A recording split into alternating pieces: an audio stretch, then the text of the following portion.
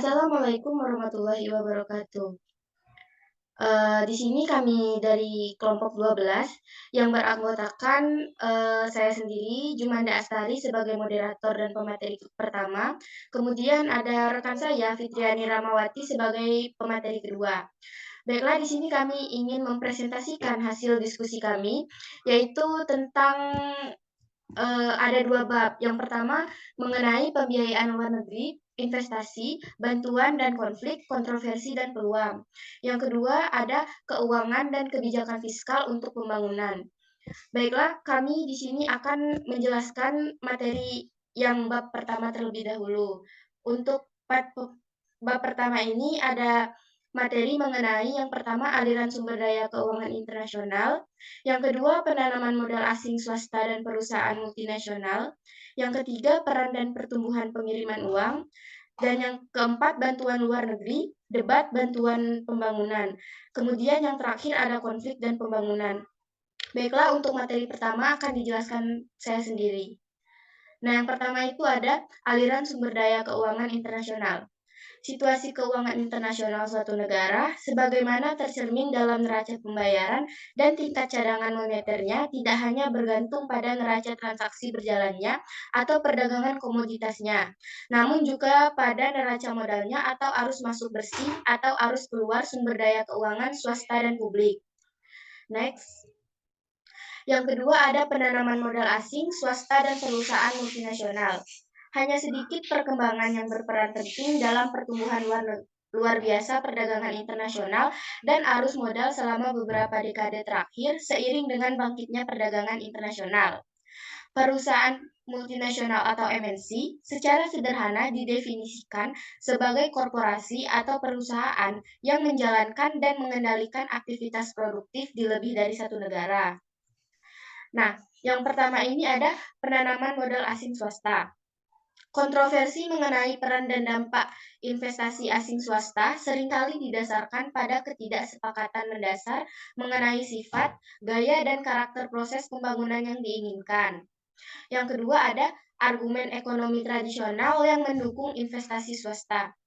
Argumen investasi asing sebagian besar tumbuh dari analisis teori pertumbuhan tradisional dan teori pertumbuhan baru mengenai faktor-faktor penentu pertumbuhan ekonomi. Yang ketiga ada argumen yang menentang investasi asing swasta. Dampak MNC terhadap pembangunan sangat tidak merata, dan dalam banyak situasi, aktivitas MNC memperkuat struktur ekonomi dualistik dan memperburuk kesenjangan pendapatan. Mereka cenderung mengedepankan kepentingan segelintir manajer pabrik lokal dan pekerja sektor modern yang bergaji relatif tinggi dibandingkan dengan kepentingan orang lain dengan memperlebar perbedaan upah. Baiklah, materi selanjutnya akan dijelaskan kepada rekan saya. Kepada Fitriani Ramawati, waktu dan layar disilakan.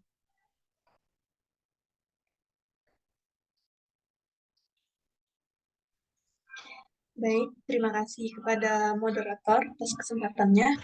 Baik, di sini saya akan menjelaskan materi yang ketiga, yaitu ada peran dan pertumbuhan pengiriman uang. Nah, yang dimana tingkat upah di negara-negara berpendapatan tinggi adalah sekitar 5 kali tingkat upah untuk pekerjaan diperkerjakan serupa rata-rata di negara-negara berkembang. Nah, setelah disesuaikan dengan paratis daya beli, pertumbuhan pengiriman uang yang tercatat sebagian disebabkan oleh perbaikan akuntansi, yang dimana beberapa analis bahkan memandang statistik beberapa tahun terakhir masih terlalu rendah.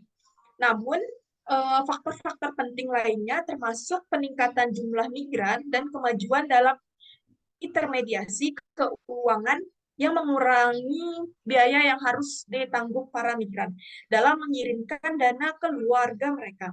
Oleh karena itu, peningkatan pesat pengiriman uang merupakan fenomena yang nyata. Next.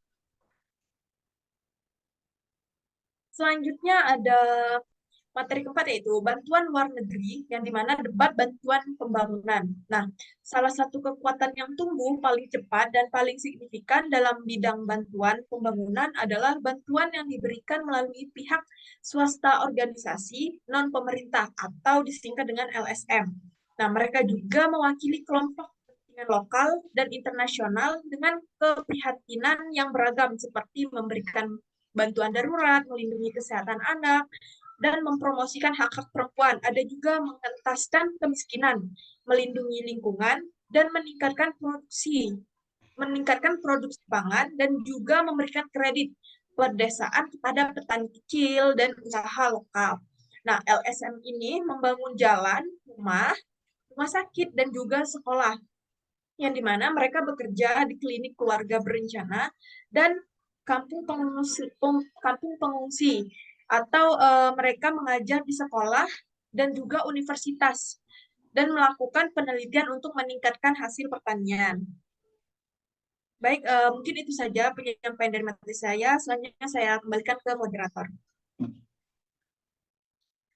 Baik, terima kasih kepada Fitriani. Kemudian akan saya lanjutkan materi mengenai konflik dan pembangunan. Keamanan fisik adalah fondasi kemampuan manusia. Jaminan keamanan mungkin merupakan lembaga pembangunan yang paling mendasar. Konflik yang disertai kekerasan telah menghambat kemajuan di banyak negara termiskin. Selain kengerian konflik dan akibat yang ditimbulkannya, kerugian ekonomi juga dapat disebabkan oleh ekspektasi akan kemungkinan konflik di masa depan dan keraguan mengenai bagaimana konflik tersebut dapat diselesaikan atau seberapa tinggi pertumbuhan dapat dilanjutkan dalam kondisi ini. Ketidakpastian ini dapat menghambat investasi dan kewirausahaan serta mempercepat terjadinya brain drain. Baik, mungkin itu saja materi bab 1 yang dapat kami sampaikan. Kemudian kita akan masuk ke materi bab 2, yaitu mengenai keuangan dan kebijakan fiskal untuk pembangunan. Dalam bab 2 ini ada 7 materi yang akan kami sampaikan. Yang pertama itu ada peran sistem keuangan dalam pembangunan ekonomi.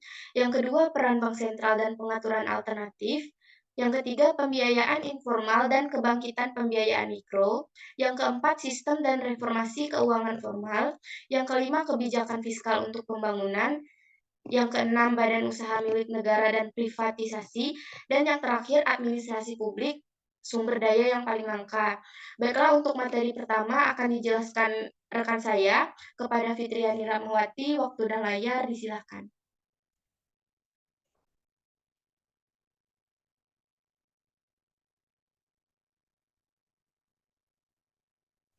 Baik, terima kasih kepada moderator. Baik, yang pertama kita akan memasuki materi yang pertama pada bab 2 kali ini, yaitu yang pertama ada peran sistem keuangan dalam pembangunan ekonomi. Nah, sektor keuangan ini menyediakan ada 6 fungsi utama yang penting baik pada tingkat perusahaan maupun pada tingkat perekonomian secara keseluruhan. Nah, yang pertama itu ada menyediakan layanan pembayaran. Nah, yang dimana menyediakan layanan pembayaran ini membawa uang tunai yang cukup untuk membayar barang dan jasa yang dibeli adalah hal-hal yang sangat merepotkan atau tidak efisien, atau lembaga keuangan memberikan alternatif yang efisien.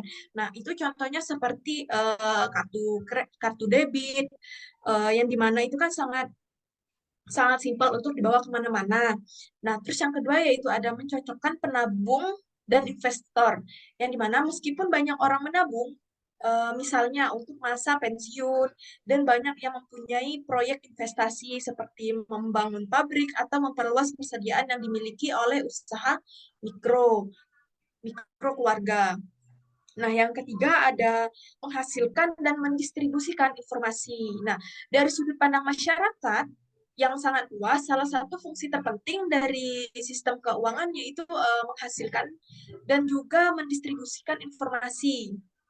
Nah, yang keempat yaitu ada mengalokasikan kredit secara efisien. Nah, yang dimana mengalokasikan kredit secara efisien ini yaitu menyalurkan dana investasi ke pengguna yang menghasilkan tingkat pengembalian tertinggi, memungkinkan peningkatan spesialisasi dan pembagian kerja yang telah diakui sejak zaman Adam Smith, yaitu sebagai kunci kekayaan suatu negara. Nah, yang kelima itu ada risiko penetapan harga, pengumpulan, dan juga ada perdagangan. Nah, yang dimana pasar asuransi memberikan perlindungan terhadap risiko. Namun demikian, dengan kemungkinan diverifikasi di pasar saham atau sindikasi pinjaman bank. Nah, yang terakhir yaitu ada meningkatkan likuiditas aset. Nah, beberapa investasi mempunyai jangka waktu yang sangat panjang dan beberapa kasus pembangkit listrik atau tenaga air misalnya investasi semacam itu juga bisa bertahan hingga 1 abad atau juga lebih. Baik, kita lanjutkan. Nah, yang kedua yaitu ada perbedaan sistem keuangan negara maju dan berkembang. Nah, yang dimana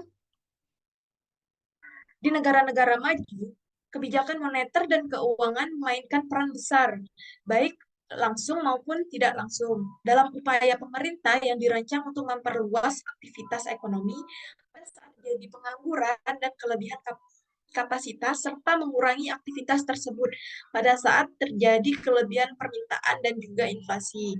Nah, sebenarnya pasar dan lembaga keuangan di negara pasar keuangan di banyak negara berkembang sangat tidak terorganisir atau seringkali bergantung pada pihak eksternal dan terfragmentasi secara spasial. Nah, banyak bank komersial di negara berkembang merupakan cabang luar negeri dari perusahaan perbankan swasta besar di negara maju.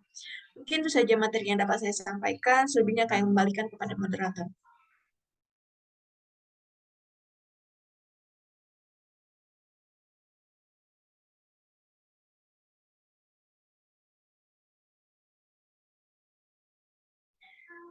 Baik, materi yang kedua yaitu ada peran bank sentral dan pengaturan alternatif. Nah, yang pertama itu ada dibagi menjadi dua, yaitu satu peran fungsi bank sentral yang penuh, dan yang kedua ada peran perbankan pembangunan. Nah, yang pertama yaitu fungsi bank syariah, bank sentral yang penuh, yang dimana di negara-negara maju, bank sentral seperti Dewan Federal Reserve di Amerika Serikat yang melakukan berbagai macam perbankan, pengaturan, dan pengawasan fungsi. Mereka mempunyai tanggung jawab pada publik yang besar dan kekuasaan eksekutif yang luas. Nah, yang kedua yaitu peran perbankan pembangunan, yang dimana bank pembangunan adalah lembaga keuangan publik dan swasta khusus yang memasuk dana jangka menengah dan panjang untuk pendirian atau perluasan perusahaan industri. Baik, saya kembalikan kepada moderator. Baik, terima kasih kepada Fitri atas penyampaian materinya. Untuk materi selanjutnya akan dijelaskan oleh saya sendiri.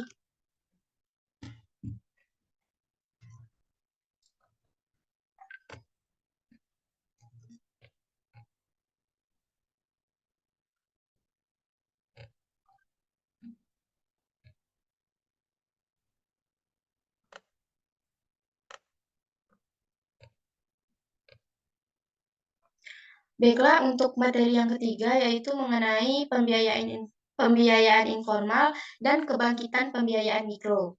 Nah, yang pertama saya akan menjelaskan mengenai keuangan informasi tradisional. Nah, berbagai macam bentuk keuangan informal telah muncul untuk menggantikan pemberi pinjaman uang dan pegadaian dalam beberapa kasus. Hal ini mencakup asosiasi simpan pinjam lokal dan program pinjaman kelompok. Dalam kasus asosiasi tabungan dan kredit yang dapat ditemukan di berbagai negara, dapat mengumpulkan sejumlah uang tetap tabungan dari masing-masing anggota. Dana ini kemudian dialokasikan atau seringkali secara acak namun sering juga berurutan melalui penawaran internal secara bergilir kepada masing-masing anggota sebagai pinjaman tanpa bunga. Kemudian ada lembaga keuangan mikro, cara kerjanya.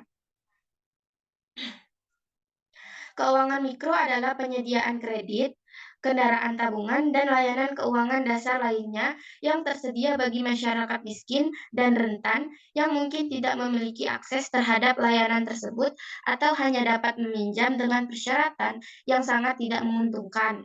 Lembaga keuangan mikro atau LKM menghususkan diri dalam memberikan layanan ini dengan berbagai cara dan sesuai dengan aturan kelembagaan mereka sendiri. Nah, kemudian yang terakhir ada potensi keterbatasan keuangan mikro sebagai strategi pembangunan. Keuangan mikro mempunyai beberapa keterbatasan yang mungkin penting. Kredit mikro pertama kali dikembangkan dan sebagian besar masih dipasarkan sebagai pembiayaan bagi usaha mikro, namun sebagian besar orang mungkin lebih memilih upah dan gaji tetap dibandingkan menjalankan usaha mikro yang beresiko. Meskipun bukti sistematis masih kurang, wawancara dengan para pekerja pabrik di negara-negara berkembang seperti Peru dan Bangladesh menunjukkan bahwa banyak dari mereka adalah mantan pengusaha mikro yang meninggalkan usaha mereka demi mendapatkan pekerjaan tetap. Kemudian ada materi mengenai sistem dan reformasi keuangan formal. Yang pertama yaitu ada liberalisasi keuangan, suku bunga real, tabungan, dan investasi. Pembatasan pinjaman kepada beberapa peminjam besar bersamaan dengan meluasnya inflasi tinggi, defisit anggaran yang meningkat, dan suku bunga real yang negatif. Hal ini menyebabkan terjadinya krisis kredit yang serius di negara-negara berkembang pada tahun 1980-an.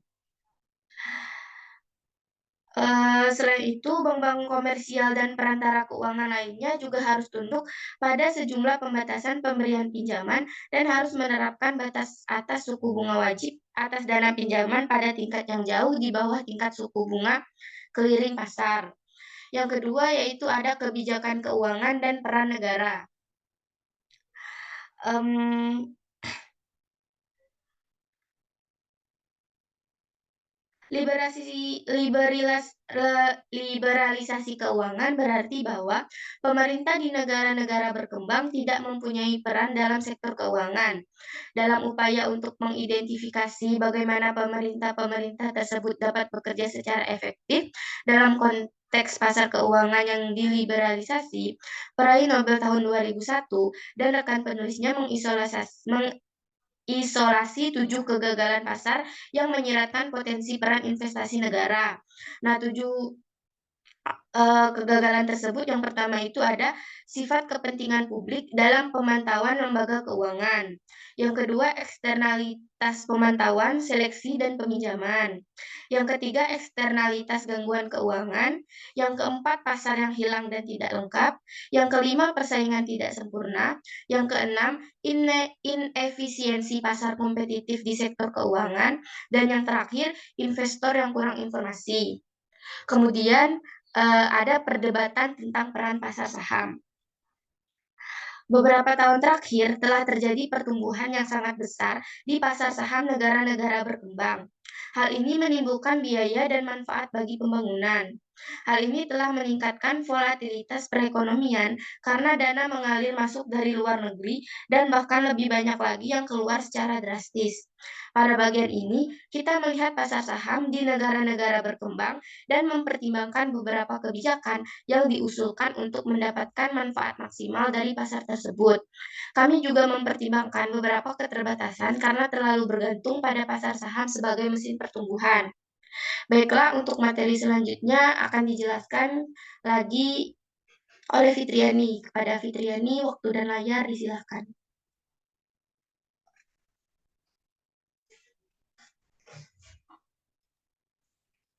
Baik, terima kasih, Dr. Baik, selanjutnya yaitu ada materi kelima, yaitu yang dimana kebijakan fiskal untuk pembangunan. Nah, kebijakan keuangan yaitu berkaitan dengan uang, bunga, dan juga alokasi kredit. Nah, kebijakan fiskal berfokus pada perpajakan dan juga pengeluaran pemerintah, yang dimana bersama-sama mereka mewakili sebagian besar kegiatan sektor publik dan juga sebagian besar upaya dalam stabilitas terkonsentrasi pada pemotongan pengeluaran pemerintah untuk mencapai keseimbangan anggaran. Namun, beban mobilisasi sumber daya untuk membiayai upaya-upaya penting dalam pembangunan publik harus berasal dari sisi pendapatan. Pinjaman publik dalam dan juga luar negeri dapat mengisi beberapa kesenjangan tabungan dalam jangka panjang, pemungutan pajak yang efisien dan juga adil merupakan landasan aspirasi dalam pembangunan pemerintah. Next.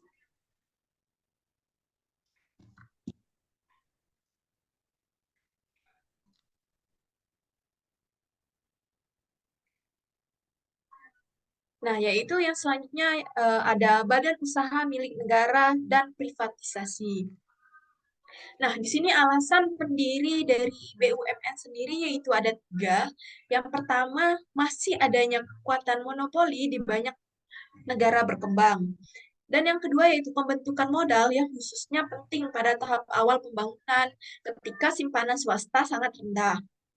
Nah, yang ketiga yaitu keinginan beberapa negara untuk mendapatkan kendali nasional atas sektor-sektor strategis perekonomian seperti pertahanan, dan atas perusahaan-perusahaan milik asing atau yang disingkat dengan MNC yang kepentingannya mungkin tidak sejalan dengan kepentingan negara tersebut atau atas kepentingan-kepentingan utama negara tersebut.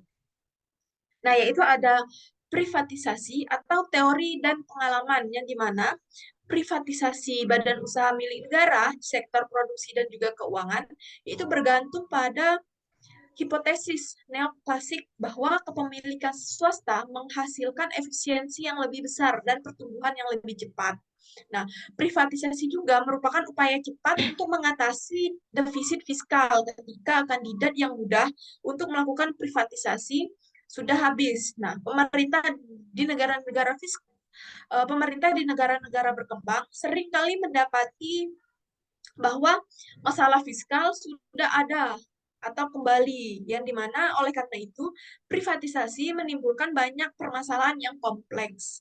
Mungkin itu saja penyampaian dari saya kembalikan kepada moderator.